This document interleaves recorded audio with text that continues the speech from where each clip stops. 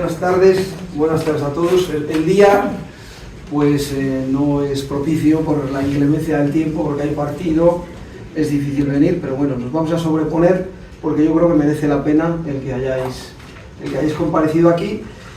Y voy a presentar el acto de hoy, en primer lugar, pues explicando un poquito el criterio para hablar, que hemos escogido, que hemos elegido para hablar de este tema, ¿no? ¿Por qué vamos a hablar de la derrota del 98? Me parece una cuestión que está lejana en el tiempo, que no tiene ya efecto sobre el presente, que, bueno, pues hay un relato que más o menos todos conocemos, que es el relato de la historia, vamos a decir, oficial, en el que, bueno, pues todos más o menos sabemos un poco la película, por decirlo en términos así coloquiales. La convocatoria la hemos hecho, diríamos, hay como dos creo que se ha hecho como con dos eslogans, uno luz sobre el 98, el otro las trolas del 98, que es una convocatoria así, que no tiene matices, pero bueno, que creo que por lo menos incita a venir. El relato ese del que os hablaba tiene un elemento que ha sido bastante importante en la historia española del siglo XX, ¿no? Que es como un tópico histórico-político que es, bueno,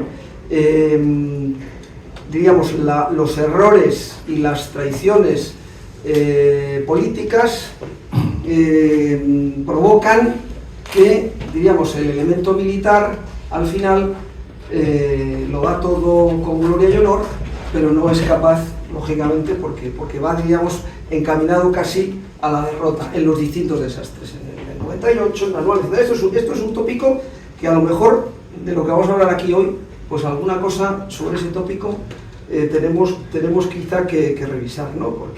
Porque hay muchas. Entonces, ¿es interesante, es conveniente hablar de esto, o es accesorio, o es perder el tiempo? Pues yo creo que es conveniente porque al final hacer una lectura de la historia tratando de encontrar la verdad, pues nos sirve al presente, porque al final la historia, aunque sea un tópico, es una realidad, es maestra de la vida. La historia es luz que ayuda a entender la verdad, a formar criterio. No sé si alguien dijo que es más importante al final para la mentalidad social lo que los historiadores elaboran que lo que los políticos o los tratadistas cuentan, ¿no? Porque de los historiadores luego hay un relato que se divulga, y el relato hecho por esos historiadores y esa divulgación es la que explica muchas mentalidades, ¿no?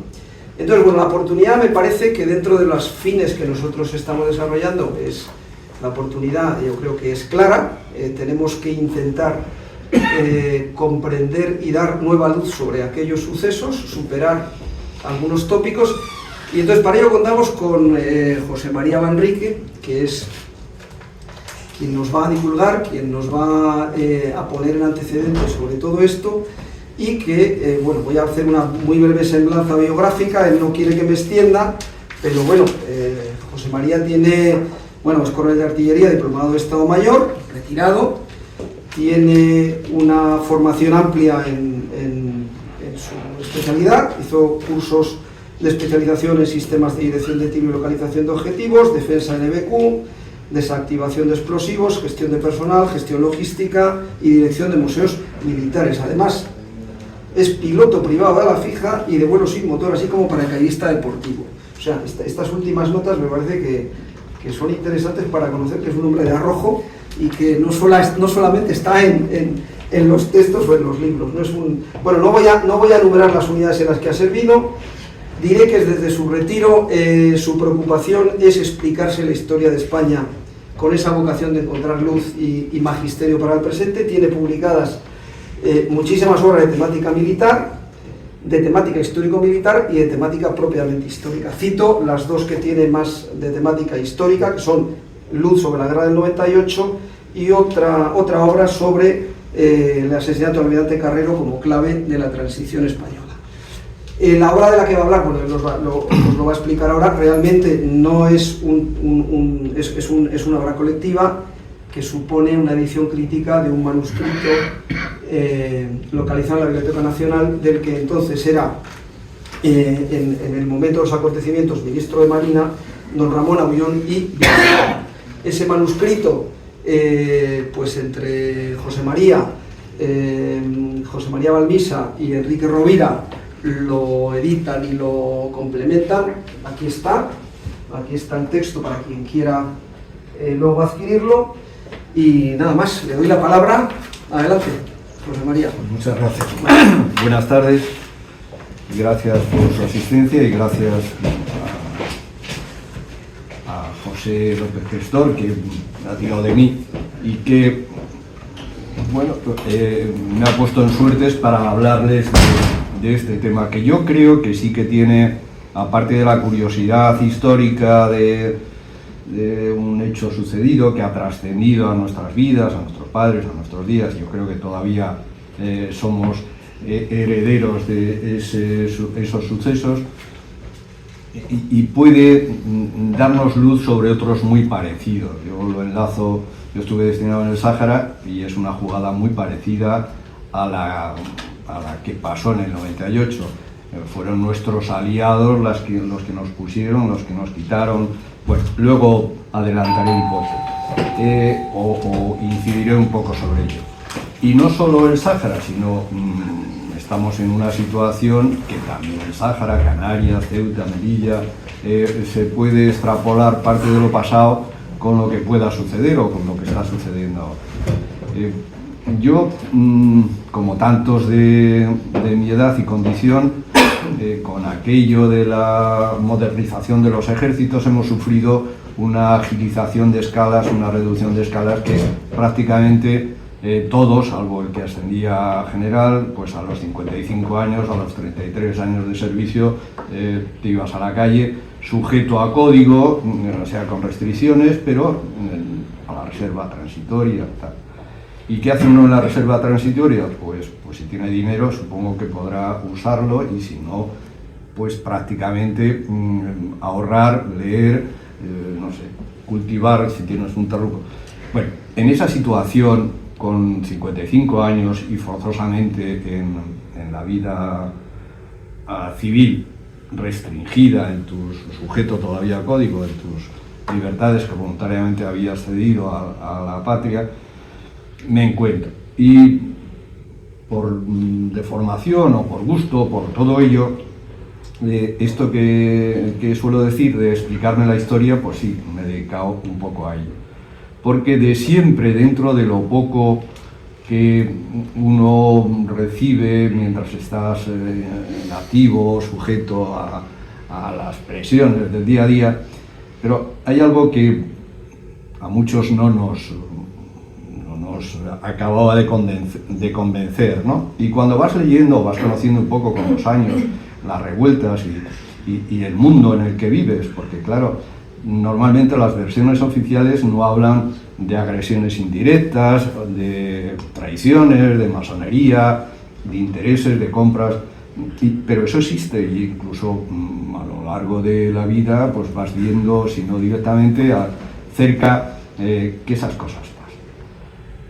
Como artillero no está destinado en artillería de costa, pero bueno, algo me suena, algo he leído, algo me he puesto en situación, con lo cual el ambiente naval o el ambiente de la artillería de aquella época, que era fundamentalmente cañón o también torpedos, como decían, fijos o móviles, lo he palpado, lo he conocido un poco. Y sobre todo aspectos de cómo se tiraba, de dirección de tiro, porque ahora no estamos acostumbrados al teléfono móvil, al ordenador, pero yo he jugado con tablas de logaritmos y con reglas de cálculo, y en aquellos, hace 125 años, era eso, no tenían el telémetro óptico monostático ese de juntar unos prismas, eso no existía, o sea que las distancias eran a la estima.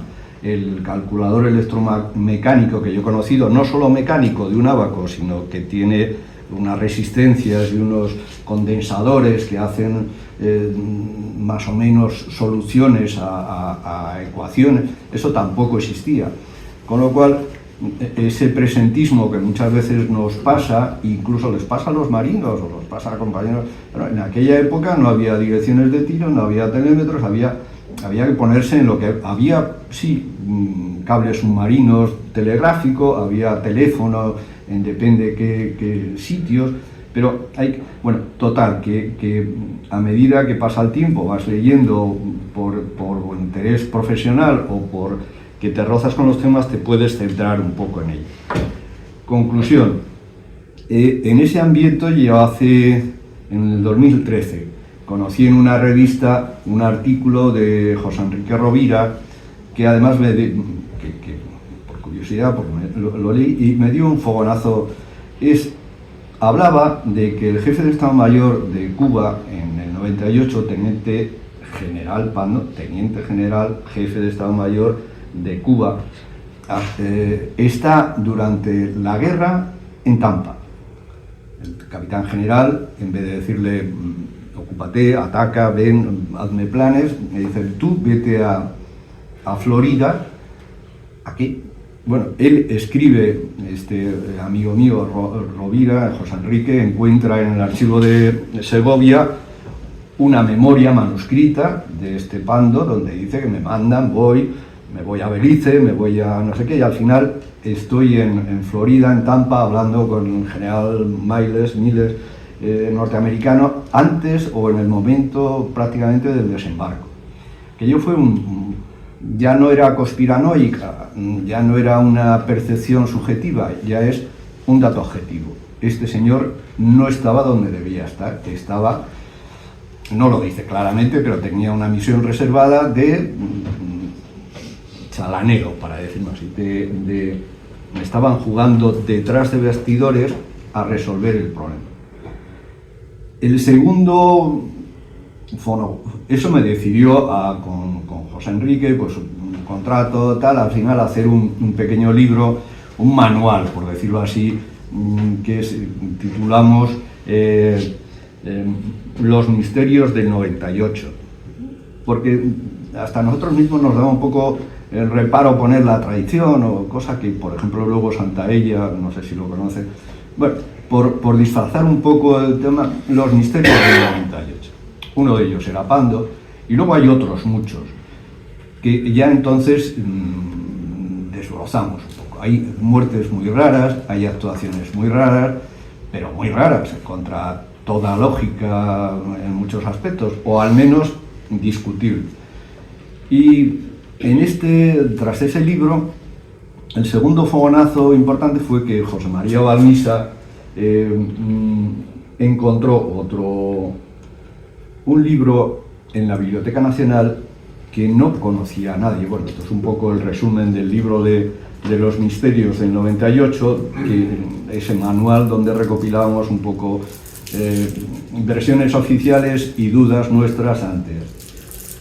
Pues como decía José María Balmisa, el año pasado, a mediados primavera, encontró esto, nos lo comunicó y nos lanzamos.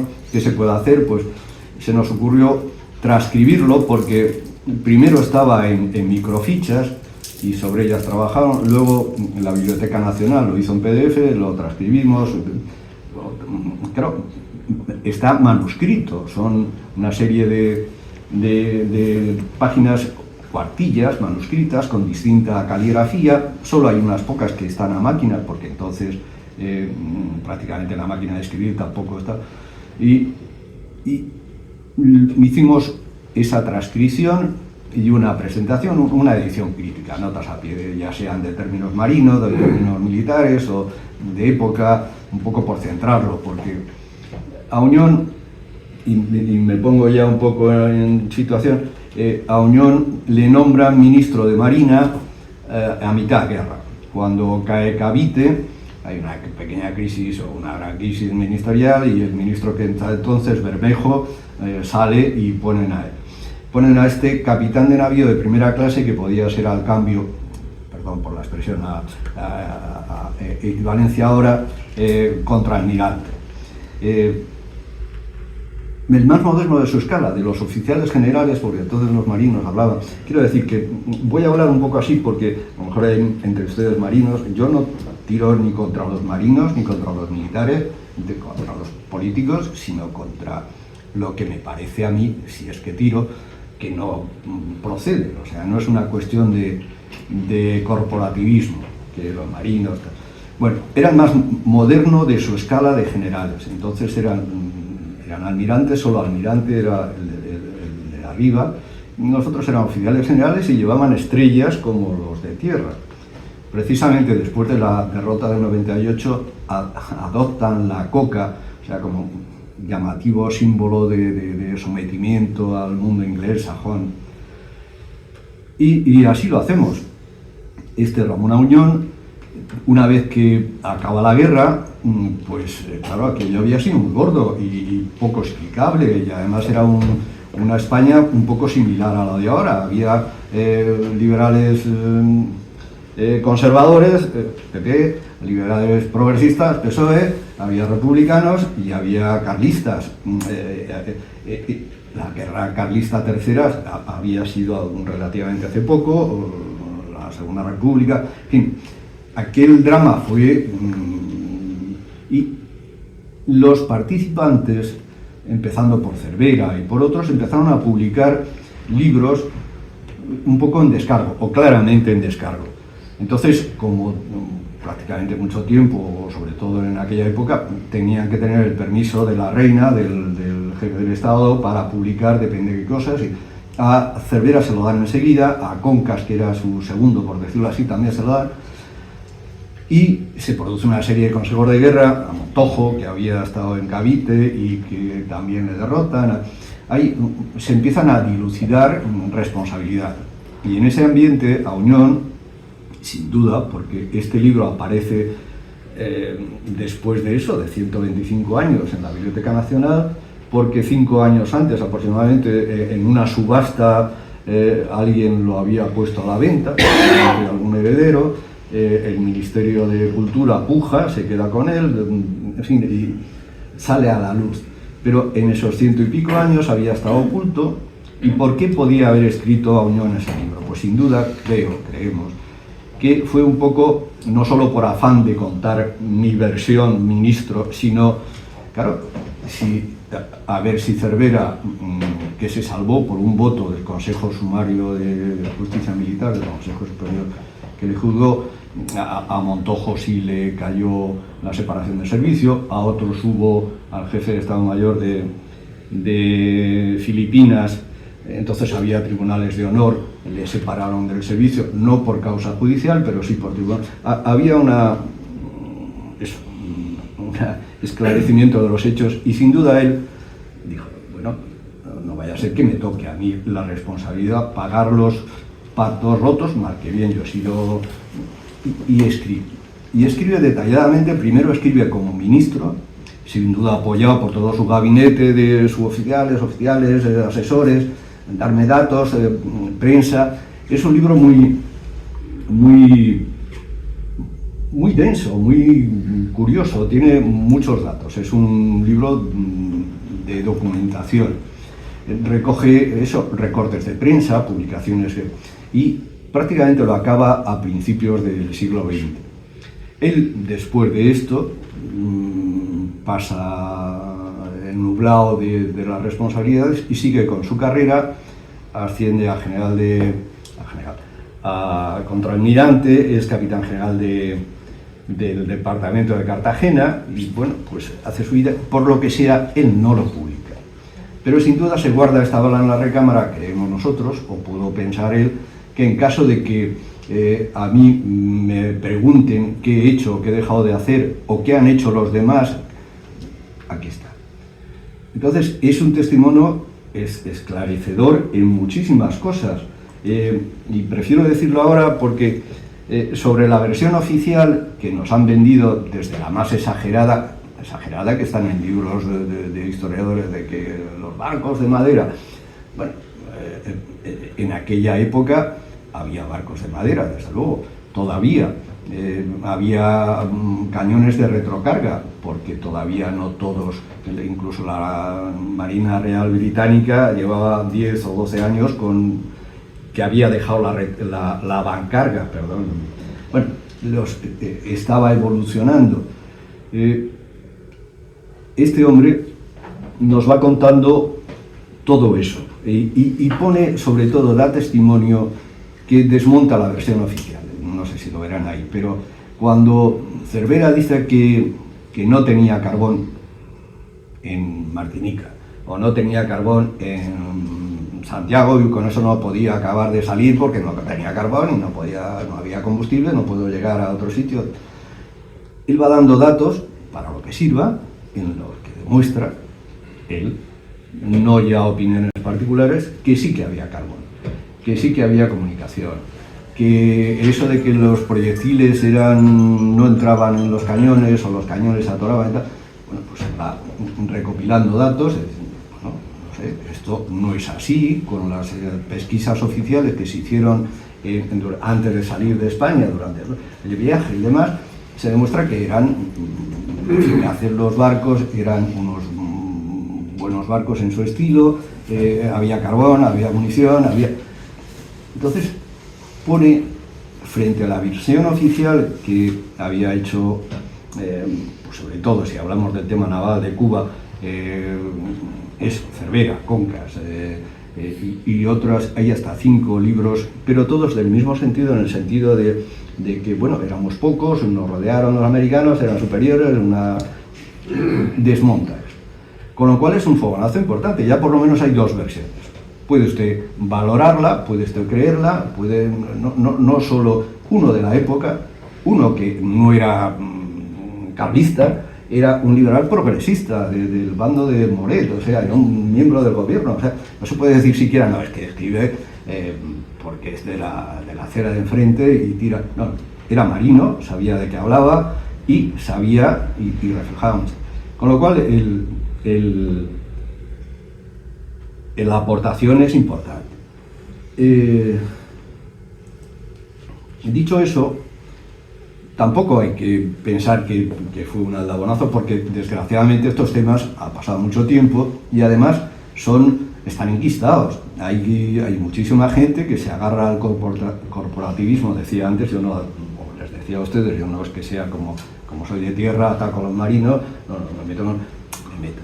Si veo una cosa rara de los capitanes generales, que eran los 3 de Filipinas, de Cuba y Puerto Rico, eran de tierra, y sus jefes de Estado Mayor eran de tierra. Y si veo, pues lo he escrito, o sea, no es... La versión oficial está enquistadísima, porque, entre otras cosas, y por simplificar, los que mandaban entonces, mandan ahora. Es prácticamente, salvando las distancias y las comparaciones, el mismo sistema liberal de la época lo tenemos ahora. El mismo PP liberal conservador, el mismo liberal progresista lo tenemos ahora. Entonces, claro, desmontar una versión oficial y desmontar no solo la versión oficial en cuanto a corporativismo, sino que es que la filosofía que usted practica de otanismo es más o menos al cambio la que había entonces de filosajonismo, de eso, de adoptar la coca después de la derrota. Es muy difícil cambiar eso. Y, insisto, esto no ha tenido trascendencia, que podía haberla tenido, al menos como debate serio, a ver quién... Ustedes lo que han hecho han transcrito mal, pero no se metan con lo que han hecho, sino lo que dijo Auñón. Este hombre dice una serie de cosas, vamos a verlas. ¿Qué pasó allí? ¿Por qué escribe eso? ¿Fue así? ¿Había carbón o no había carbón? ¿Funcionaban las municiones? ¿No funcionaban? ¿Estaba cercado Cervera en Santiago? ¿No estaba? Y eso, bueno, eso no se ha hecho, es más.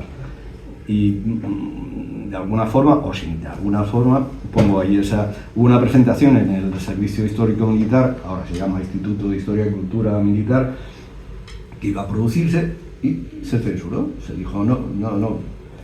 Se dijo a mí y a vosotros, no. En parte porque lo había hecho la Marina, pero en parte luego yo he oído, me han dicho que no, que este es un tema que no se puede tocar, que de historia y de verdad nada, y que de ciencias militares o de ciencias históricas nada. Esto es así, no se toca. Y hay escritos de almirantes que están escribiendo en la Revista General de Marina, parece que estudios un poco como de de conjunto, pero de conjunto quiero decir de cuerpo, apoyado en asesores, que no atacan los datos, atacan al hombre.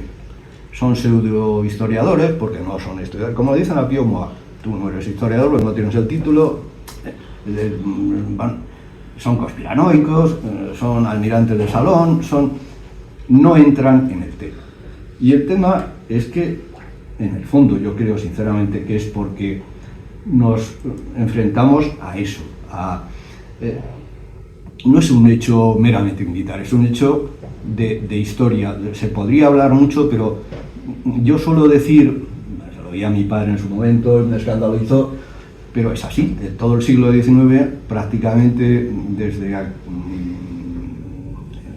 Guerra de Independencia, que viene a ayudarnos el generalísimo Wellington y le nombran, y a sus hermanos embajadores, con las mismas tropas que iba a invadir el Río de la Plata, vienen aquí y desembarcan y hacen la guerra continental en España y nos queman los telares de Badajoz. Hay que verlo en conjunto, estos hechos, claro, y no solo en el 98, es de todo el siglo XIX, incluso de atrás, de las guerras de emancipación, las guerras civiles, que fomentan los ingleses a continuación en Hispanoamérica, a base de los criollos que son mayoritariamente masones, mayoritariamente judíos, según dicen los hispanos de ahora que lo han estudiado allí con fuente. Ese contexto hay que tenerlo en cuenta, porque si no, y a ir contra eso ya no es ir solo contra el relato histórico de una batalla o de una serie de acontecimientos de una guerra, es que es ponerse por montera o ir de frente contra toda una concepción de la política o de la historia, incluso de la filosofía. Y ahí está, un poco por reseñar así a vuelo a pluma rápidamente, hace 100 años, antes del 98, España todavía, al final de los Borbones, de esa época borbónica, toda Norteamérica era Nueva España, prácticamente, desde Florida, la Luisiana, desde el Mississippi hasta la costa del Pacífico, más Filipinas, más las Carolinas, bueno, eso es así. A partir de entonces, desde la independencia de las colonias americanas, que participa España de forma preeminente, más que Francia, para conseguirlo, pues nos va robando la Florida, la Luisiana la compra, Napoleón nos hace que se la vendamos y luego se la pasa a ellos, Oregón, a México. Estados Unidos nace sobre España. Es así, nos venden cosas, pero secularmente, históricamente, ha sido nuestros enemigos, lo mismo que Inglaterra a lo largo de todo el 19 y antes, en 3 siglos, no ha hecho más que guerras contra nosotros, que de momento no rompían hasta que, eso, después de la Guerra de la Independencia y de las revoluciones americanas y tal, a base de guerras civiles, consiguen con esas guerras intestinas, con esa aproximación indirecta, con esos, el que vayamos perdiendo para atrás. Bueno, 10 años antes del 98 está más o menos la crisis de las Carolinas, porque todo el occidente está con las colonias en África, en el Pacífico, Alemania quería también su puesto en el Pacífico, se crea aquí una tensión, que así entramos en guerra, y España está. Eso de que no tenía aliados, que era fundamentalmente sajona. Alfonso XII se educa en la Academia Inglesa, los barcos nuestros mayoritariamente son ingleses o franceses, o sea, eso de que no teníamos aliados, sí, jugábamos a ese bando y contra. Bueno, después de las Carolinas, como hay esa crisis, Peral, tampoco había esas diferencias tecnológicas abismales, es que los españoles que inventen ellos, ¿no? Peral saca de la nada el primer submarino verdaderamente submarino, no de pedales, no de vapor, eléctrico, que se mueve, que se estabiliza, que gira y que dispara, que además es un arma de guerra. Bueno, pues ese nos lo cargamos nosotros 10 años antes del 98. También hay que tenerlo en cuenta. Y un año antes del 98, el liberal conservador que había dicho, bueno, que dijo que hasta el último hombre, hasta la última peseta, por Cuba, por por las provincias de América y Filipinas, le matan de una forma, pues como son los magnicidios. ¿Quién mata a Prim? No se sabe. ¿Quién era el ministro del Interior? Praxedes Mateo Sagasta, compañeros de revolución en el 68. ¿Quién era? ¿Y qué pasa con este angiolillo que se mueve de Barcelona a París, habla con los republicanos y con los independentistas puertorriqueños, pasa a Londres, coge dinero, entra por Portugal y tal, y se está 14 días, no sé cuántos días, en el balneario donde está el jefe del Estado, y la policía, la Guardia Civil no le dice nada, y al final se acerca, le pega 2 tiros, y en 2 días, en 4 días, lo juzgan y lo matan, y lo justician, y no pasa nada.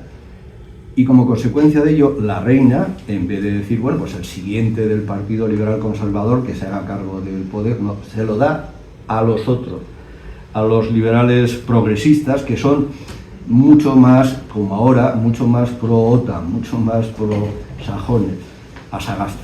Sagasta, que es que había sido desde el 68, ha estado en el poder revolucionario, y que había sido un gran maestro de la masonería del Gran Oriente de España, grado 33, tuvo que renunciar a esa jefatura de la masonería porque en las Cortes, bueno, todo un personaje. Eso un año antes. A partir de eso, a partir de ese momento, la regente, todavía Alfonso XII se había muerto, tal, Alfonso XIII era un niño, la regente cambia de régimen, recibe al embajador norteamericano, el embajador norteamericano, está escrito, está documentado, que le exigió que retirara a Weyler, le exigió que... todo eso hay que verlo con relación al 98, estamos, claro, en manos de... Viene el Maine, en esa crisis nos hacen retirar a Weyler, ponen a capitanes generales nuevos, capitanes generales menos guerreros y tal, que van cediendo. Hay una visita de un acorazado que no estaba prevista, la vuelan, ese Maine, los americanos dicen que ha sido una mina nuestra, no hay peces en la bahía, hay 1000 indicios de que no fue una explosión externa que rompió el casco del barco, sino interna. En último extremo, no quieren hacer caso, nos llevan a la guerra. Nos llevan a la guerra, pero de estas maneras. Luego se ha sabido que esa explosión, incluso los propios norteamericanos hace pocos años, hace 20, 30, 40 años, han reconocido que fue interno, le echan la culpa a la compulsión, a combustión espontánea de las pólvoras, de los carbones, de no sé qué. Pero lo que hicieron en su momento, aparte de hacernos la guerra, es coger el pecio, una vez que se apoderaron de Cuba, y hundirlo en la cima más próxima, más profunda, para que nadie pudiera echarle un ojo al asunto. Bueno, con en esos contextos nos movemos, si no luego no se entiende bien lo otro. Cuba y Filipinas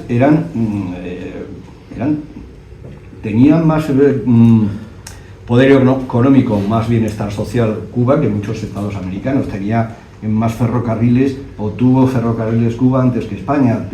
Era el segundo puerto de España, La Habana, el tercero era Manila. Eran emporios importantes. Y de siempre, de años, Estados Unidos había estado detrás de ello. Bueno, los ingleses antes ocuparon Manila, ocuparon Puerto Rico, bueno, no, Puerto Rico no, pero lo intentaron, La Habana sí, estaban detrás de ello, estaba en su América para los americanos, en su doctrina Monroe, estaban, desde que nació Estados Unidos, estaban ofreciendo dinero y robando trozos, o haciendo guerras, o haciendo ya guerras indirectas, propagando, como hicieron los ingleses, esas agresiones indirectas. La primera guerra, todas las guerras, no es que solo dieran, o no es que se quedaran en dar solo armas a los mambises, había oficiales americanos en Cuba ayudando con la artillería, había barcos americanos. O sea, la agresión era descarada, la quisiéramos ver o no, eso venía latente desde siempre. Y en ese contexto nos movemos. Por seguir un poco adelante, que se me pasa el tiempo. He hablado por encima antes de de la desproporción o la superioridad tecnológica no era tal. Nuestra escuadra, ese cuadro de arriba es simbólico, pero tenía, siguiendo un modelo distinto, estaba las marinas que querían los grandes acorazados, que todavía no eran diseños maravillosos, y la escuela francesa, que eran más bien, ante la potencia inglesa con los acorazados, hacer barcos rápidos con torpedos que pudieran neutralizar esa potencia inglesa. Bueno, la joven escuela francesa es la que copiamos aquí, y Villamil inventa el destructor, que era una evolución del torpedero, pero una arma eficaz y muy rápida, arma de torpedo, y el submarino. No había tal diferencia, ¿no? Eran distintas. La Armada de Estados Unidos era con unos buques que estaban empezando que de grandes calibres, pero yo decía antes, lo digo siempre, esos grandes calibres tenían una cadencia de tiro muy lenta, un disparo cada 5 minutos. Después de 5 minutos el barco al que le has tirado se ha ido, ha girado, no hay direcciones de tiro, no hay radares, no hay... En fin, esas grandes potencias, esos grandes barcos tampoco eran la panacea. Incluso eran diseños mal hechos, porque eran jóvenes. Si giraban sus grandes cañones de proa hacia la derecha, hacia estribor, tenían que compensar el giro con los de popa hacia babor, porque si no se desquema. O sea, hay que ponerse en ello. Eran diseños muy raros. No había tal diferencia entre abismal. Nuestra marina podría haber jugado su papel perfectamente, no a la ofensiva, pero sí a la defensiva, atacar el tráfico e impedir desembarcos, porque le tendría que haber perseguido a la marina enemiga. Bueno, se pudo hacer, pero no se hizo. Quiero pasar también un poco a ver el escenario, porque fue un escenario mundial. Filipinas está prácticamente no en las antípodas, pero sí en el otro hemisferio casi opuesto, en el Pacífico, las Antillas. El escenario de operaciones estaba más centrado para Estados Unidos que para nosotros. Por ejemplo, el viaje desde la península a Filipinas tradicionalmente se hizo por abajo de África, por el Cabo hasta allí. Desde que se abrió el canal de Suez, se hacía por el canal de Suez. Pero bueno, los escenarios de combate estaban más próximos a Estados Unidos que a nosotros. Pero hay que tener eso presente, que son unos escenarios mundiales, no era una guerra mundial, porque solo eran 2 contendientes, pero a unas distancias astronómicas. Y durante un periodo relativamente dilatado.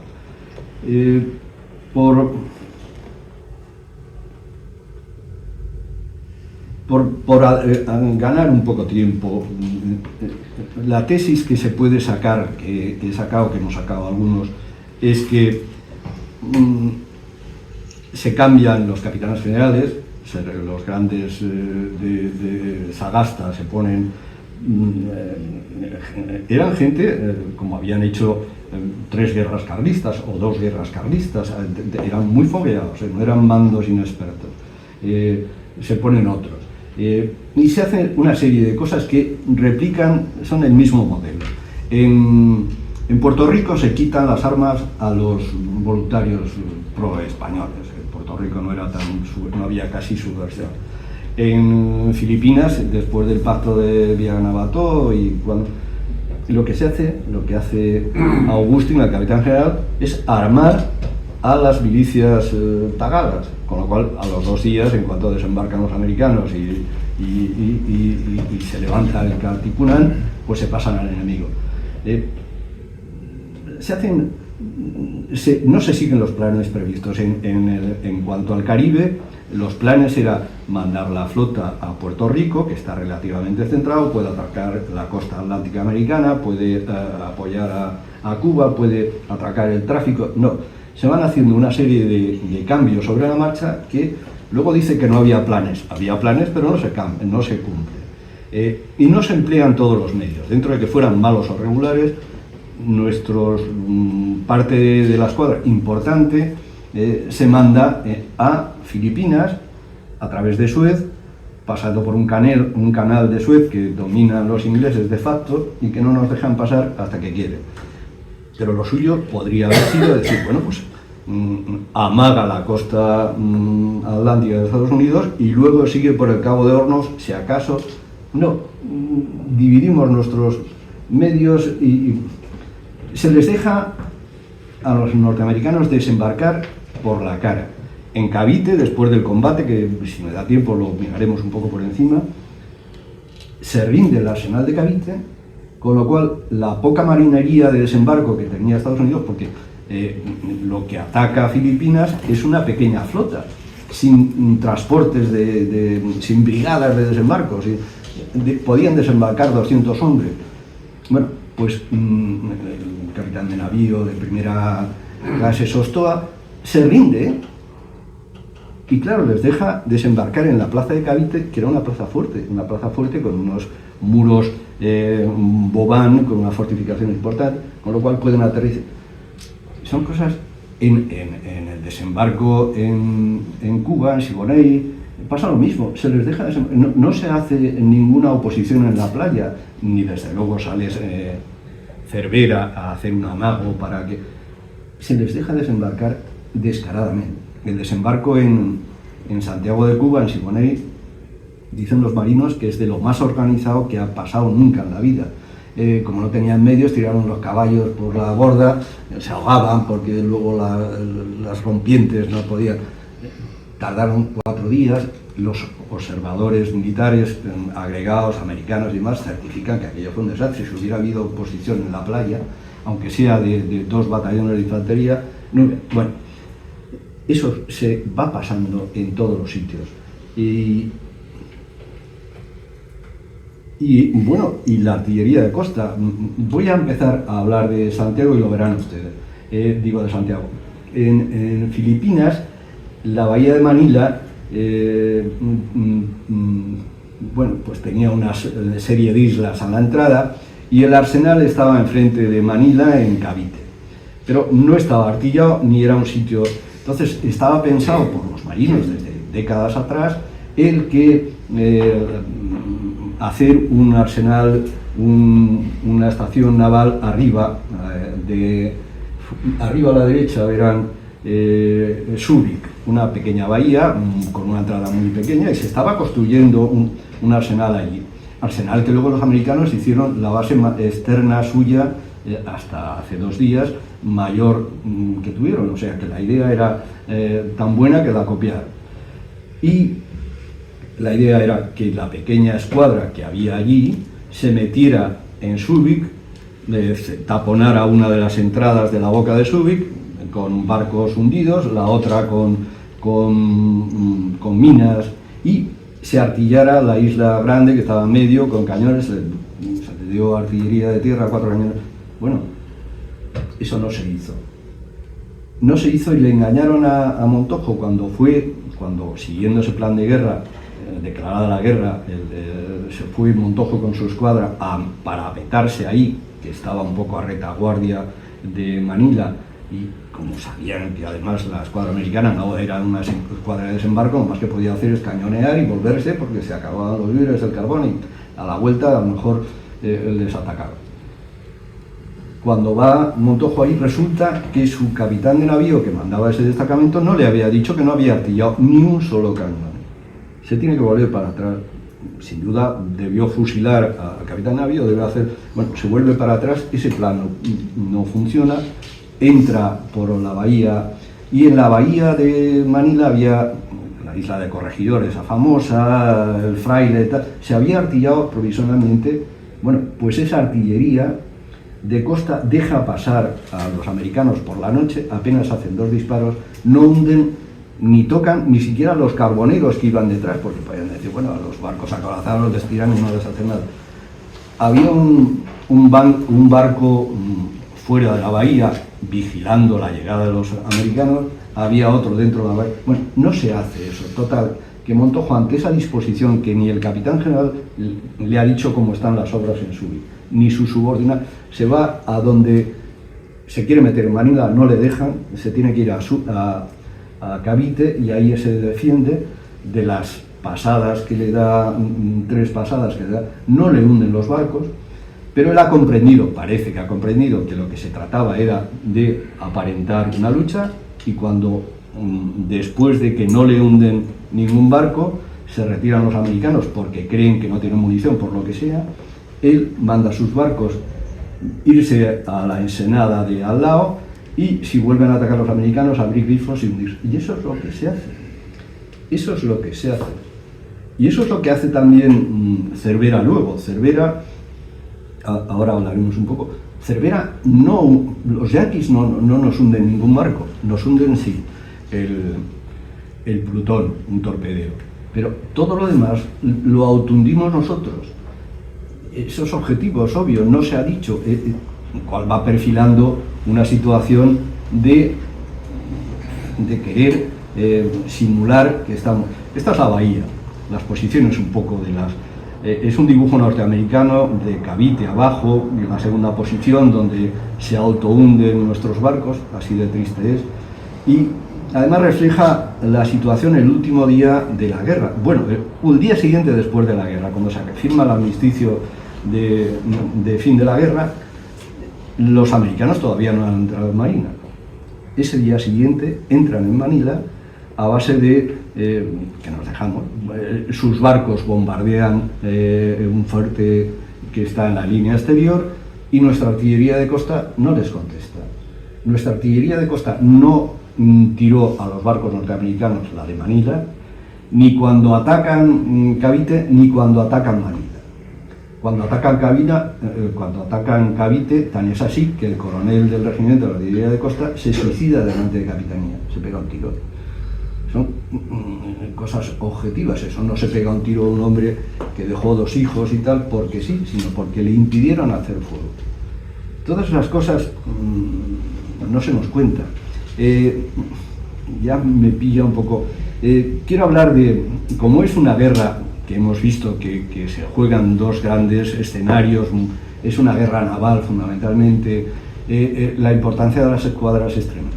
Y la importancia de la escuadra de Cervera, que la parte fundamental, es grande. Para empezar, pero no solo es culpa de Cervera, porque se manda a los destructores de Villamil, se crea una organización con 3 destructores y 3 torpederos para que vayan a Cuba en marzo, muy pronto. Pero van sin grandes buques acompañando, solo va él con un buque de transporte y esos 6 barcos. Y a los 2 días, salidos de Tenerife, para cruzar el Atlántico, se pierde la formación. 3 de esos barcos se pierden. Villamil, que ve que no le hacen caso, dice que aquello es una gatada, los busca, no sé qué, tal, los encuentra en Cabo Verde. Esos barcos de Villamil, que tenían que haber ido a Puerto Rico, que era donde estaban mandados, se meten en Cabo Verde. Eso acaba de descabalar el asunto, porque aparte del Consejo de Guerra que empieza a instruir Villamil, aparte de ese ambiente, entonces da pie a que el resto de la escuadra, Cervera, que está con 2 cruceros en Cádiz, vayan a Cabo Verde, no crucen. Y 2 cruceros que estaban en La Habana, que habían ido a Puerto Rico, en vez de quedarse en Puerto Rico, se vengan a Cabo Verde. Una serie de enjuagues rarísimos, y tardan mucho en salir. No es que tuviera un carácter pusilánime, es que hay algo muy raro, con lo cual, cuando sale la escuadra de Cabo Verde, de las Azores, Cabo Verde, ya está declarada la guerra. Ya ese viaje que podía haber sido preventivo de estar nuestra escuadra en Puerto Rico, se ha retrasado tanto, pero no porque no hubiera planes, sino por estas cosas raras. Y bueno, cuando salen, Cervera, ya con sus 4 cruceros y 6 destructores, se meten en Martinica. En Martinica, que es la colonia francesa, dice que no tiene carbón y que tiene que quedarse ahí. Y resulta que Auñón demuestra que había un buque hospital nuestro, que aparte de tener camas o espacio que tenía toneladas, miles de toneladas, 1000 toneladas de carbón, y no lo suministra. Y el día que está en Martinica, parte de la escuadra norteamericana ataca Puerto Rico. Bueno, y si ataca Puerto Rico y gasta munición, hay que colegir que se va a reponer munición a Florida y que esa vía está... Bueno, y ese día además le dicen desde España a Cervera que se puede volver a la península. Bueno, pues ni se entera que han atacado Puerto Rico y que esa vía hasta Puerto Rico está despejada porque la escuadra americana ha gastado toda la de Sanson, parte de la escuadra americana, ha gastado la munición y se retira a la costa a reponer munición y a reparar alguna vez. No se entera que le han dado la orden de volver, no se entera de nada. Se baja a Curazao. En Martinica hay un cable submarino, está conectado. En Curazao hay cable submarino, está Curazao. Por eso esa derrota, ese itinerario que hace, no es casual, es que va cogiendo noticias, va colocándose, sabe perfectamente dónde va. Y se mete con carbón, que dice que no, pero tiene carbón. Y con noticias se mete en Santiago de Cuba, que era la parte de Cuba aún medio dominada por la insurrección. No tenía el puerto grandes facilidades, no tenía arsenal, se va a meter en la ratonera y se tira allí diciendo que no tiene carbón, y demuestra el Ñón que sí, diciendo que está rodeado, y no está rodeado. Primero pasan 2 cruceros auxiliares, 2 buques civiles armados, luego la mitad de la escuadra. Se queda todo el rato, ese enjuague también es inexplicable si no es con una intencionalidad de yo me quedo aquí y ahora. Bueno, en ese contexto hay otro espacio y ya creo que les voy a dejar de pintar, porque hay muchos detalles que se pueden sacar conclusiones como yo trato de poner. Nada más quedar encerrado definitivamente, de verdad, no cuando dice Cervera, sino cuando de verdad se reúnen las 2 flotas americanas en la boca de Santiago, hay un suceso curiosísimo. Supuestamente decía el mando español que tenía mucho miedo que taponara o que entrara la escuadra americana por Santiago.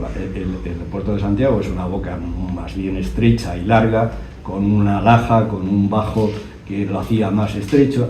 Era una locura pensar que si nuestros barcos a veces tenían miedo de rozar la entrada o la salida, los grandes acorazados suyos se fueran a meter ahí en un callejón estrecho donde se iban a pegar por todos los lados. Desde los barcos nuestros que estaban ahí, al entrar, bueno, meten un carbonero, el Merrimack. El Merrimack supuestamente era para taponar. Bueno, pues este carbonero norteamericano no le hunde nuestra artillería, no funcionan las minas tanto de contacto como mando a distancia que estaban en el puerto, no le hunden y no se hunde ese barco salvo cuando ya está dentro de la bahía y no puede taponar la... Qué mala suerte, vamos, no le funcionan las cargas que llevaba el barco este americano, el carbonero, para hundirse tapando la entrada que no pudiera ser. Un contrasentido. Al día siguiente de ese contrasentido, Cervera manda a su jefe de Estado Mayor Bustamante a ver al almirante norteamericano vestido de gala, diciendo que los marinos norteamericanos están sanos y salvos. No tiene sentido. Puede tener sentido decir que buenos somos americanos, que nos tenemos aquí, darnos las ropas de estos marineros, que no tiene sentido ninguno. Que falle las cargas de demolición del barco americano, que falle todo, y que haya los americanos habían declarado la guerra con efectos retroactivos. Declaran la guerra, pero llevan 4 días apresando nuestros barcos, matando a nuestros marinos civiles. No tiene sentido casi nada. Bueno, dentro de eso, Cervera decide, le mandan que despliegue parte de su dotación, bajan 1000 hombres a defender Santiago de Cuba, pero no participan en los mandos de tierra. En vez de tenerlos reunidos como fuerza de contraataque, los trozos de desembarco, las compañías de desembarco de los barcos iban bastante bien armadas, con ametralladoras, tenían ametralladoras de otro estilo, no de recuperación por toma de gases, sino manuales, pero tenían ametralladoras, tenían cañones de desembarco, 1000 hombres, más los de Escario que vienen desde... Podrían haber hecho un contraataque en las lomas de San Juan si se hubiera querido. Los de tierra no lo quieren. después de ese combate en las lomas de San Juan y en el Caney, prácticamente los yanquis quedan agotados, porque tienen una tremenda tasa de bajas, más las enfermedades tropicales. En 1741, cuando los Vernon, que es el que ataca Cartagena de Indias, se vuelve con el rabo entre las piernas porque no ha conseguido Cartagena de Indias y quiere entrar en Santiago, le pasa lo mismo. Desembarca en Guantánamo, se va por tierra y no llega a Santiago, que tiene muy poca defensa, porque los pocos defensores, más las enfermedades tropicales, más el clima, más todo eso, hace que se vuelva. Pues los yanquis en Santiago, en el Caney y en las lomas estaban prácticamente desfondados. Roosevelt, el de los jinetes, escribe al presidente diciendo: sáquenos de aquí o mándenos más gente. Hacen una especie de huelga. Escriben una carta anónima, una rolling letter, pidiendo eso, que le saquen, o que se mueren. O sea, están agotados. Bueno, pues en ese contexto de que están agotados porque han conseguido a duras penas romper la primera línea, pero no están en Santiago, el capitán general dice a Cervera: sal, y sal con prisa, y sale apenas con tiempo a reembarcar a sus soldados que estaban en las trincheras y tal. Sale de día, sale de uno en uno, sale con unos intervalos tremendos entre barco y barco, con lo cual lo que se produce es un combate de un barco español, como sumo dos, no contra toda la flota americana, porque gran parte de esa flota estaba en Guantánamo, repostando, haciendo... Solo hay 3 acorazados y 2 destructores delante de nuestros 4 destructores, 4 cruceros y 2... Podría haber sido un combate nocturno de sorpresa muy igualado. El capitán de uno de los acorazados, Clark, dice que tenía mucho miedo a la salida posible de los españoles por la noche porque, primero, no se ve. Si la artillería de Costa Nuestra hubiera tirado varias noches a los reflectores, los barcos americanos hubieran tenido que ir atrás. Cuando se hubieran dado cuenta de que salían, como decía Bustamante, un crucero y un destructor a la vez, para que el destructor salía deprisa y lanzara los torpedos, decía Clark, el americano, que con el humo que hacen sus cañones y la luz de esos reflectores, la niebla hubiera sido tremenda, no hubieran visto nada, se hubieran sentido atacados. Dejó por escrito, y eso lo ponemos también en el libro de Oñón, mucho miedo a la salida. Bueno, no hicimos eso, salimos de día, salimos de uno en uno, los destructores los últimos, con todo el día por delante, con grandes intervalos entre uno y otro, con lo cual el combate, que podía haber sido más o menos de igual a igual, fue de uno o como mucho 2 barcos nuestros contra 4 o 5 de los otros, que tampoco eran tan buenos, porque uno de los acorazados, el Indiana, tenía prácticamente los motores destrozados, con lo cual no pudo participar más que delante de la boca, no pudo seguir al otro. Es un cúmulo de desastres que nos pone ante esa situación de que prácticamente lo que se buscaba es eso. Y la demostración, como en los magnicidios, no es tanto en los hechos en sí, sino en lo que viene después.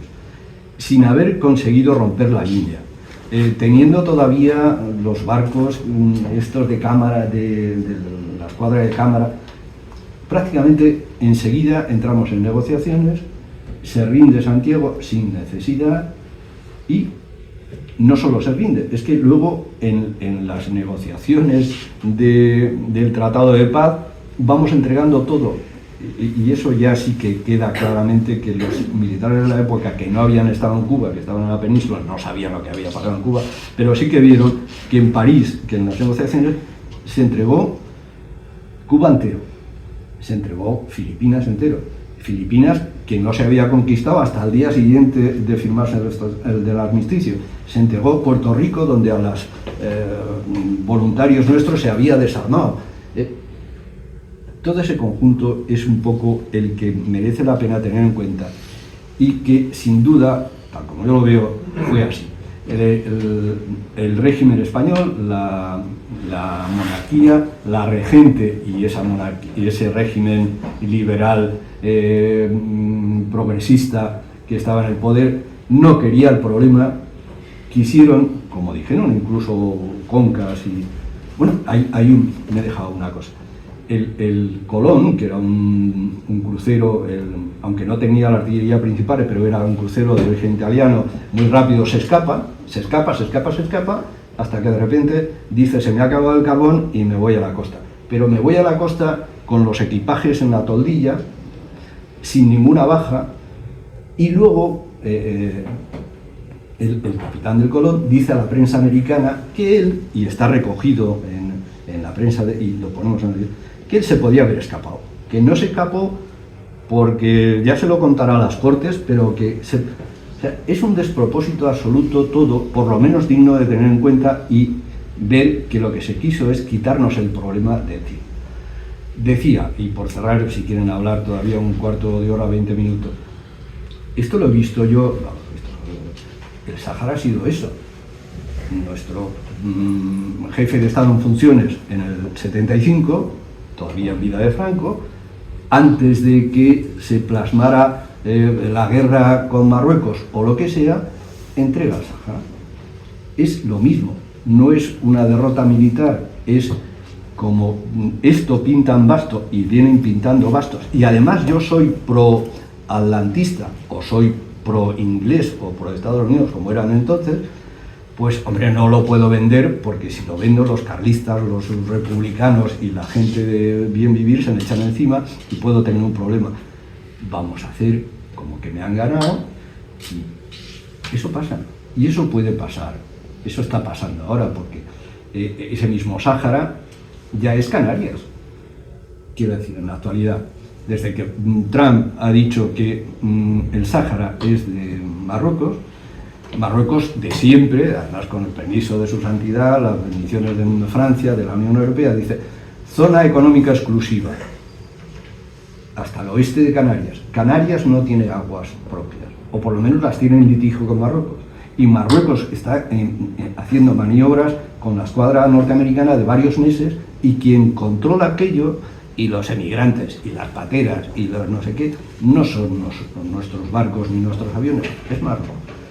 Nos ha quitado, de hecho, el subsuelo marino y la navegación, y nos va a quitar el control del tráfico aéreo. Lo estamos viendo igual.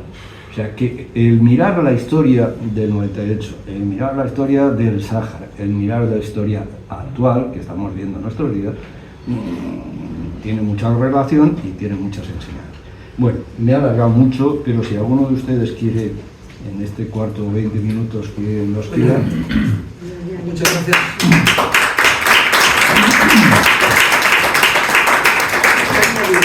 Cuando vas de Canarias será con Melilla y será con Ceuta. Claro, no. O sea, eso, Ceuta y Melilla está clarísimo, por más que... Además tiene el agravante que son frontera de Europa. Esto es un problema nuestro, pero es un problema legalmente de Frontex, de la agencia de fronteras. Ya, es así. Ceuta y Melilla lo damos casi por hecho. Las poblaciones cada vez son más marroquíes, nos han cerrado la aduana, hacen lo que quieren. Pero es que en Canarias es igual, no es que vaya supuestamente un cayuco desde Nuadhibou a 800 kilómetros a 900, que es mentira, no puede ir lleno de gente, sin sitio para el combustible, sin sitio para comida, sin brújula, sin motor de repuesto, ese cuento. Es que nos han quitado el agua y el subsuelo, punto. Y Estados Unidos está haciendo maniobras navales con ellos, van a estar todo el año mano a mano. Hay guardacostas norteamericanos trabajando con los marroquíes, nuestros aliados. No es que no tengamos aliados como entonces, es que nos traicionan. Bueno, debate, preguntas. No, yo iba a comentar una cosa. La Escuadra Unidad de Cervera en Cuba ahora la explotan turísticamente. Hay museos, hay murales, es una zona protegida y se bucea. Yo he buceado en el Oquendo. El Oquendo está hundido de popa y tiene el cañón de proa fuera del agua, a 100 metros de la playa. O sea que cuidado con botellas, ahí te venden el viaje y ya está. Están todos Básicamente lo están explotando. O sea, han comprendido que es una zona de interés histórico y cultural y turístico.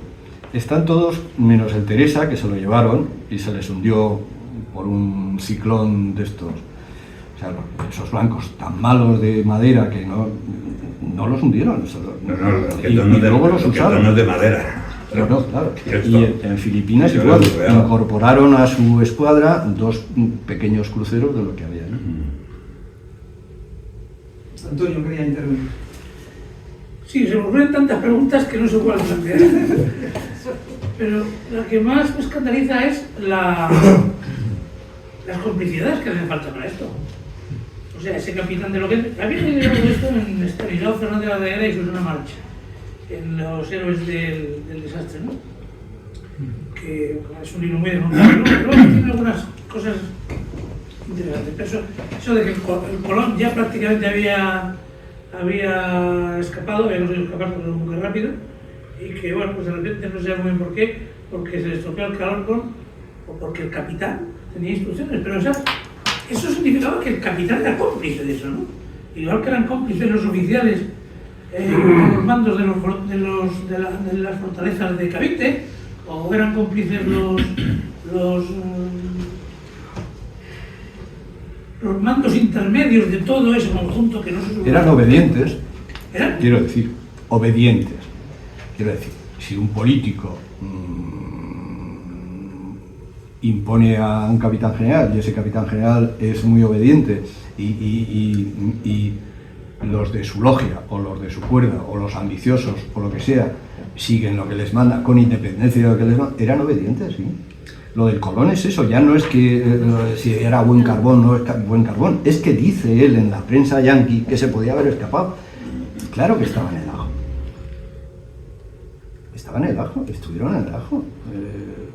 Sostó, el de Cavite, el capitán de navío de primera clase, jefe del arsenal de Cavite, que rinde aquello porque dice que me están tirando muchos cañonazos y tal, y se rinde, llega a vicealmirante y presidente del Consejo Superior de Justicia Militar. O sea, encima hacen carrera.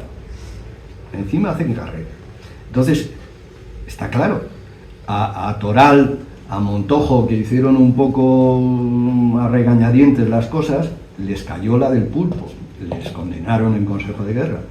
A estos otros, no, hicieron carrera política y militar continuada. Claro que estaban en el ajo. Para mi punto de ver, mi punto de vista, estaban muy en el ajo. Y sabían que podían haber hecho otra cosa, ¿no? Pero no la hicieron. Y luego otra pregunta. Perdón, Antonio. No, sí, termina ahí y luego... Los cruceros está bien, pero creo recordar que los destructores sí que salieron decididos a embestir a la flota americana y que los hundieron. Pero salieron del orden de 20 minutos o media hora después del primero, cuando ya estaban plato. Quiero decir, que una cosa es salir de noche, porque claro, sí, lo pero mismo, salieron e intentaron combatir. Sí, pero salieron eso, de uno en uno, cumpliendo órdenes, muy distanciados, y los últimos de la fila. Si hubieran salido los primeros, bueno, el Teresa llegó a colocar disparos de ametralladora en el Brooklyn, y eso lo escribió un Cervera, descendiente de los Cervera. Y los yanquis lo recogen, que tenían, o sea, estuvieron tan cerca que si llega con una ametralladora a calibre de fusil, pues a lo mejor está a 800, 1000 metros o no sé. Y si hubieran salido los primeros, si hubieran salido de noche, que se ve mal, si hubieran salido tal, pues a lo mejor hacen pupa. Pero salieron los últimos y muy distanciados, cuando ya además, claro, hasta la salida de la flota, tratando de meterse en la piel de estos, los barcos americanos que hacían el cerco estaban con los motores casi parados, al ralentí, para coger presión y moverse, y la tripulación, zafarrancho de combate y tal, se tarda un rato. Claro, si pasan 20 minutos, ese rato ya lo han hecho. Al que salga a los 20 minutos le cazan fogueados. Tombo, lo que se llama tombo, en el boxeo. trabaja con Dani. Adelante, adelante. Sí, sí. Sí, buenas tardes. Enhorabuena, coronel, por la exposición y por el libro. Yo quería... En fin, yo veo por lo que ha explicado, por lo que he leído, por lo que ha explicado también el capitán Santaella en el libro que publicó hace 4 años, que esto es un episodio más de una larga historia, que empieza por lo menos, pues yo qué sé, en la época de Carlos IV, de Carlos III por lo menos, ¿no? Antes ha recordado usted la victoria contra Belmont en Cartagena de Indias. Yo recuerdo que está en Cartagena de Indias, hay una moneda que editaron los ingleses celebrando la victoria de ellos.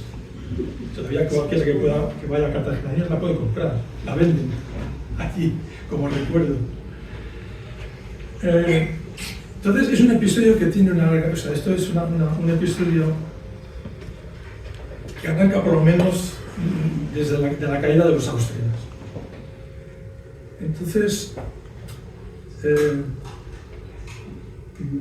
yo no sé si se ha hecho la pregunta de... Todo esto tiene una cúspide y tiene una causa, se supone. ¿Por qué sucede esto? ¿Por qué viene sucediendo eso desde el siglo XVIII? Es decir, desde que entran los Borbones a reinar en España. Por otro lado, ha recordado aquí un interviniente el libro de Fernández de la Reguera y Susana Mar, que en realidad tienen uno sobre la guerra de Cuba y otro sobre Filipinas. Y hay algunas cuestiones estas que ya aparecen ahí. Yo he leído bastantes novelas. Hay novelas, aparte de la historia, yo soy filólogo, no soy historiador, donde se exponen muchas de estas cuestiones. Yo no sé si todo esto que usted comenta lo ha leído por primera vez en el autógrafo de Auñón, o ya tiene noticias de que se viene hablando de esto desde hace por lo menos un siglo. Porque yo he leído novelas donde militares que han intervenido en la campaña de Filipinas denuncian muchas irregularidades y muchos hechos de estos, incluso en los libros de Fernández de la Reguera y Susana Mar también aparecen muchas de estas incoherencias. En fin, hace 2 años hace 2 años el coronel Martínez Vara del Rey, en una conferencia sobre el honor de la nación, llegó a la conclusión de que la guerra de Cuba, el resultado de la guerra de Cuba, el desastre, había sido fruto de una traición de los políticos y de los jefes militares.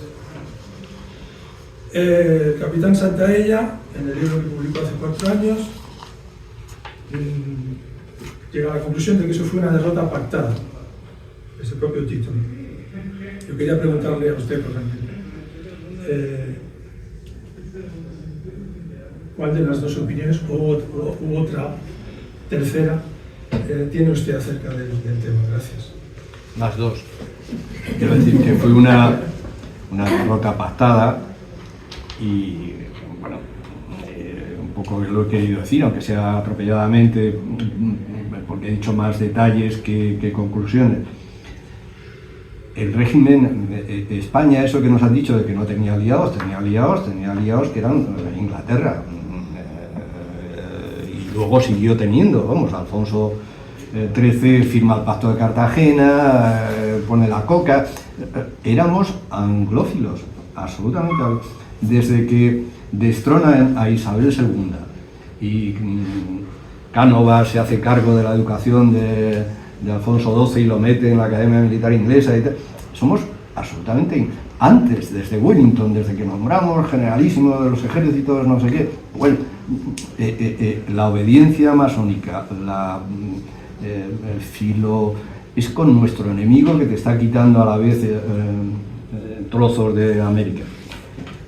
Están en ello, son ellos, es traición, es claramente traición, más o menos forzada porque son un enemigo poderoso en muchos sentidos, pero es traición clara.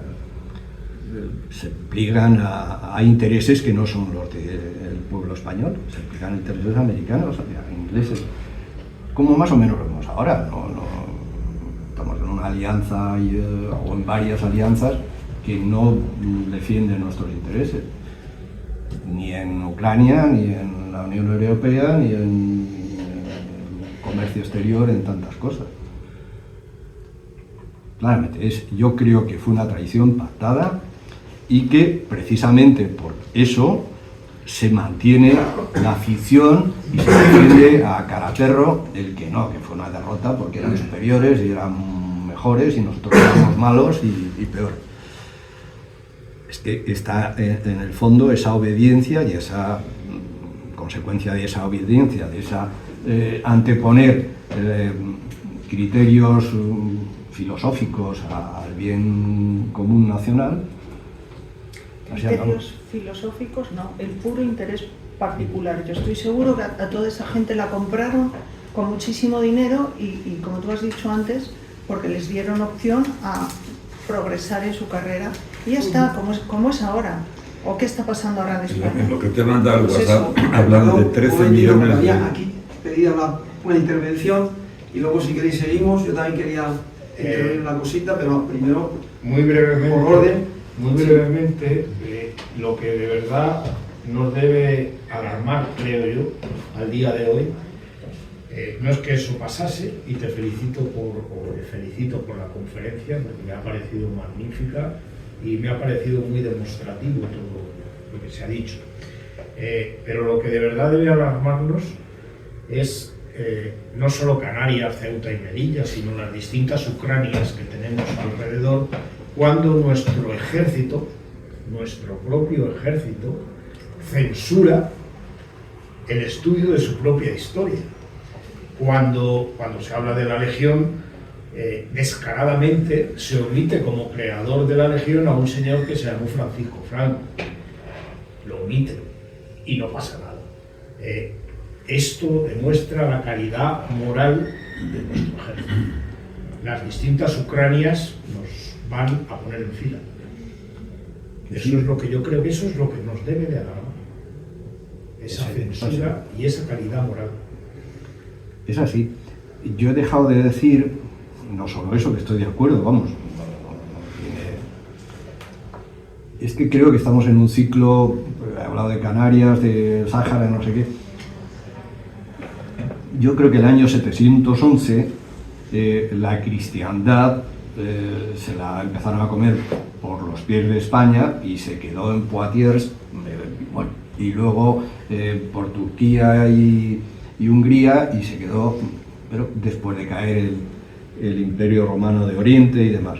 Estamos un poco en lo mismo, me da la impresión de que todas estas jugadas, al final, lo que la civilización occidental europea, que ya está descompuesta, aún nos van a comer posiblemente con ese mundo musulmán que tanta ínfula le dan y que están apoyando sus revoluciones de colores o no de colores. Sí, es así.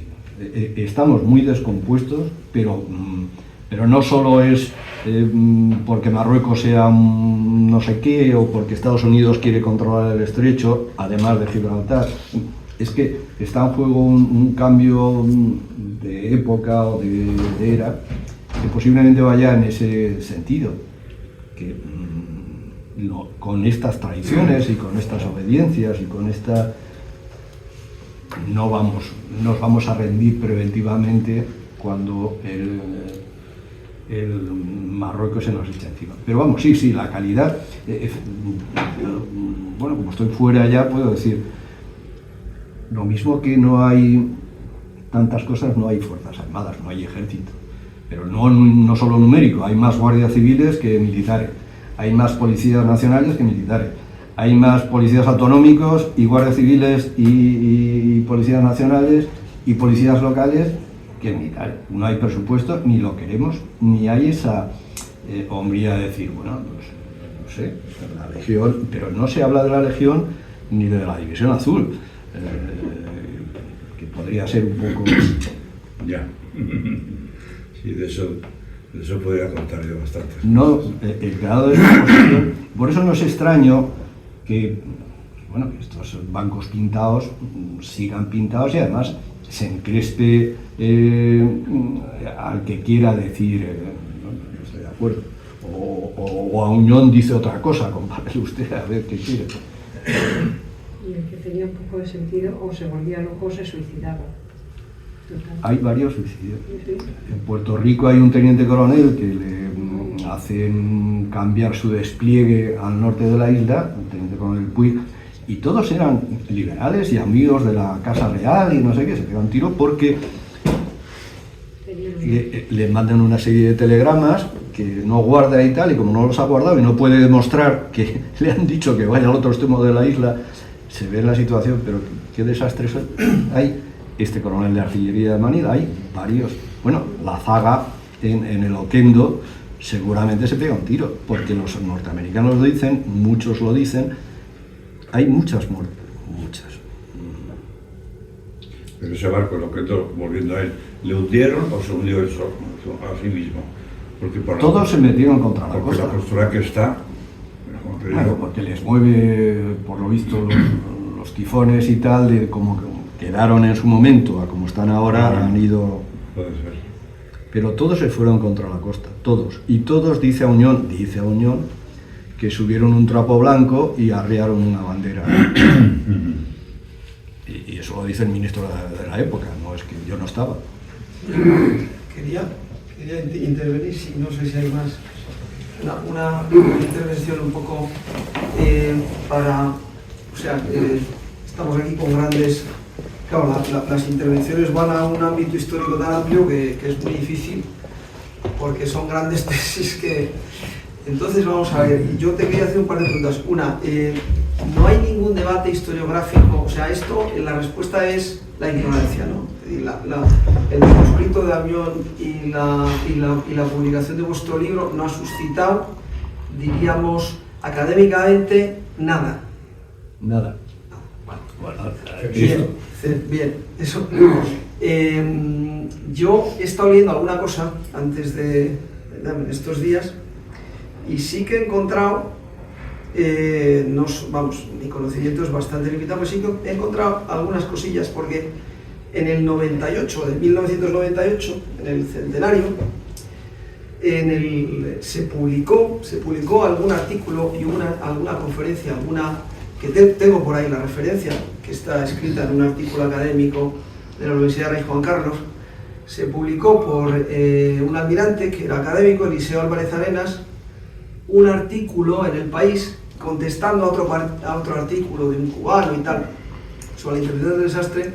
Bueno, y este hombre, bueno, venía a poner a caldo a Cervera, a su planteamiento, a su actitud, Lo hacía desde un punto de vista de técnica naval, no manejaba la estrategia naval, no supo qué hacer, no era demasiado...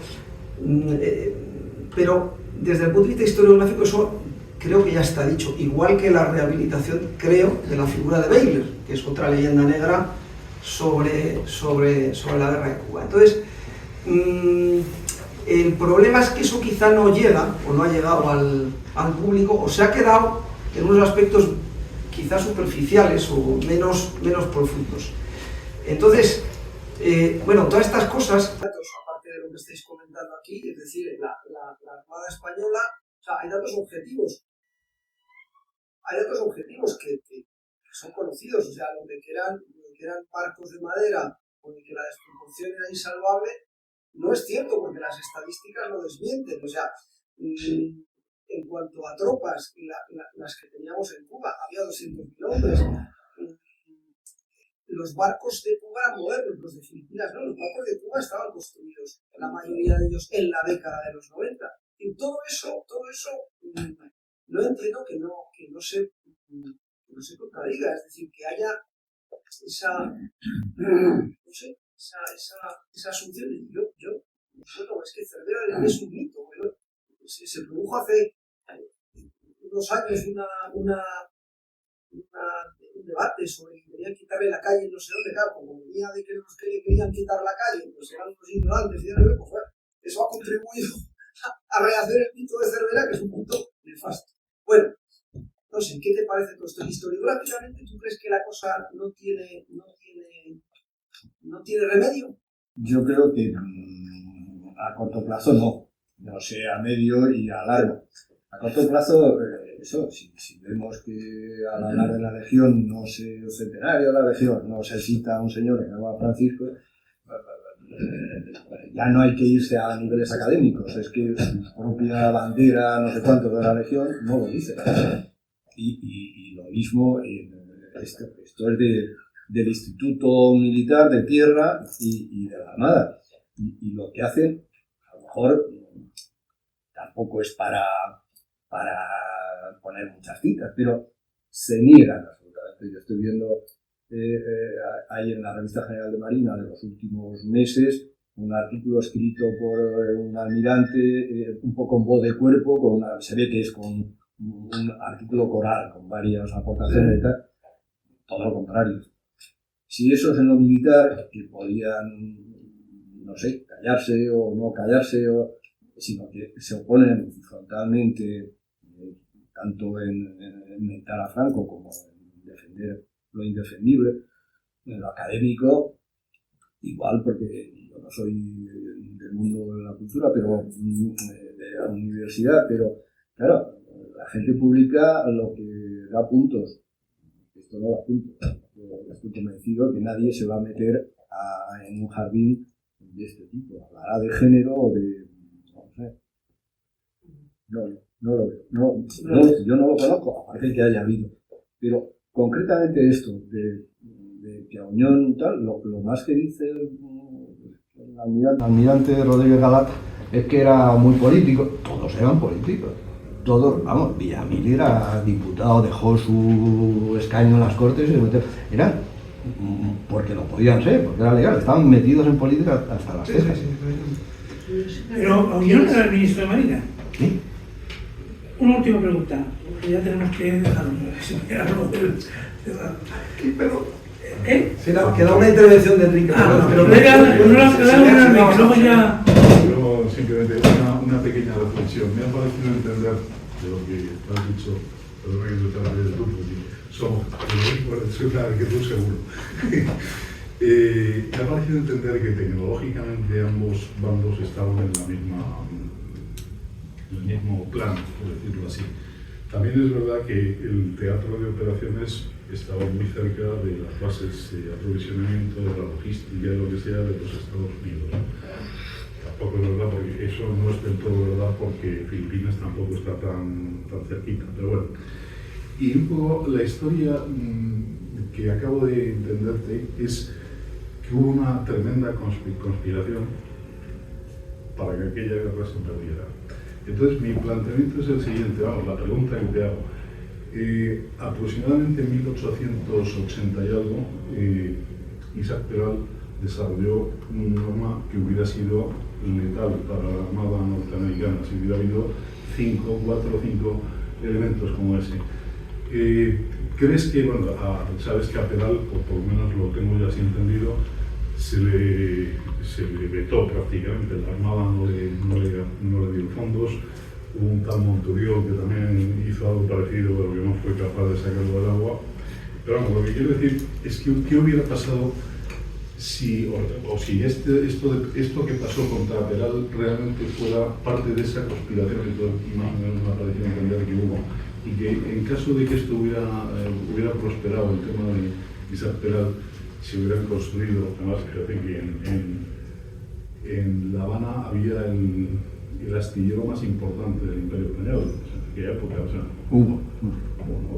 sea, había facilidades para poder construir y bueno, se podrían haber hecho incluso allí, a la medida, o sea, para aquellas aguas. Entonces la pregunta es, ¿qué hubiera pasado? O sea, si eso realmente, primero, si ha habido una conspiración y esa conspiración incluía también el tema Peral, y qué hubiera pasado, lógicamente, si se hubiera construido 3, 4, 5 elementos como el submarino Peral dotados de armamento. Primero, aterrorizar al enemigo y segundo, a lo que se pudiera. Pues yo creo que sí, que hubo conspiración, se ve claramente, vamos, sobre todo si el rompecabezas vas poniendo las piezas, parece que casan, vamos, porque esto de Peral está claro. Lo boicotearon. Beranger, que era el ministro sobre todo, que era el grado 33, que era no sé qué, Concas, que era su secretario, el que lo puso en la comisión, la Armada hundió, no Inglaterra a través de terceros, pero fueron sus propios compañeros los que dijeron esto no sirve, le echaron fuera prácticamente. Mataron, yo estoy convencido, le salió el cáncer del enfado que tenía el hombre. Es así, pero si es que una de las veces que le llaman al ministerio, cuenta Peral que vio detrás de la cortina unos zapatos de no sé qué, debía ser este judío errante que se hizo luego con la Vickers. Si es que estuvo en el que sale vestido en Tintín con la gabardina y tal, estuvo en el Arsenal de Cádiz, le dejaron entrar allí. Si es que el diario oficial de Marina publicó especificaciones secretas, lo hicieron público. Vendieron la patente, vamos, no vendieron, regalaron la patente en el diario oficial. Que además debía ser realmente revolucionario, ¿no? Porque se movía a base de baterías y no. Sí, era impensable para esa época. Una nave submarina que se movía autónomamente, estabilizada, que podía sacar el periscopio, que tenía solucionado un poco la depuración del aire. Autonomía, claro, no son submarinos atómicos los de ahora que pueden estar un año, pero para la época. Y sobre todo que energía. Claro, no, era. Y que tiraba. En la Rada de Barcelona, creo. Eso está. Hubo un descendiente de Javier San Mateo, tiene un libro escribió un libro muy específico sobre ello y parece que lo demuestra claramente, ¿no? Y de hecho, creo que dicen por ahí las revistas de Marina que cuando se compra el primer submarino a Estados Unidos es de peores condiciones, casi características que el de Peral. O sea que los norteamericanos sacaron el suyo un poco, y los ingleses y tal, pero todavía no tan depurado como este, al menos el que nos venden a nosotros. Sí, ¿crees que hubiera podido tener ese impacto que decimos de... Sí, bueno, todo eso es muy posible, pero... Claro, eso es una autonomía, ¿no? Claro, es una... Pero seguramente sí.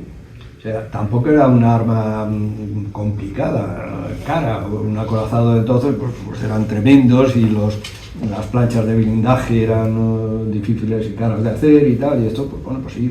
Pero el prototipo lo hizo este hombre comprando en el mercado y en el arsenal. O sea, no era tan difícil. No construíamos torpedos, pero se compraba, a lo mejor el periscopio lo compró en Francia, las baterías de no sé qué, pero ese conjunto funciona. Y seguramente, vamos, Dewey, que es el que ataca a Cavite, lo escribió. Primero dice, me sorprendió muchísimo que al pasar por las Islas de la Boca no me zumbaran. Y segundo, si hubiera habido allí en Manila un submarino, me tengo que ir, no entro, vamos. Eso lo escribió. Aterrorizaría, me imagino, a la flota, ¿no? Y no sabes cuándo te puede emerger y cuándo te puede pegar el bajo. Bueno, vamos a ver, creo. Antonio quería decir una cosa y tú terminas. Ya no nos da tiempo. La pregunta que has hecho del debate académico, sí. Porque me ha llamado la atención y ya he leído varias cosas.